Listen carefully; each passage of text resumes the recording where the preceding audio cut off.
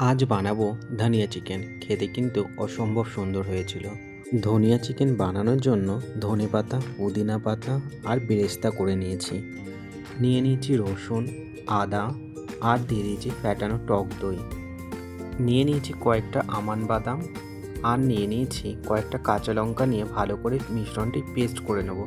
চিকেনটাকে ম্যারিনেট করে নেব। প্রথমে নিয়েছি আমি সামান্য পরিমাণে নুন আর নিয়েছি লেবু। এরপর দিয়ে দেবো বেটে রাখা মশলাটা। দিয়ে দিচ্ছি গোলমরিচের গুঁড়ো, জিরের গুঁড়ো, ধনের গুঁড়ো আর দিয়ে দেবো সামান্য পরিমাণে হলুদ। দিয়ে দিয়েছি সামান্য পরিমাণে রিফাইন তেল। দিয়ে ভালো করে চিকেনটাকে আমি মাখিয়ে নেব। কড়াইতে তেল দিয়ে দিয়েছি। তেলটা গরম হয়ে গেলে গরম মশলা ফোড়ন দিয়ে দেবো।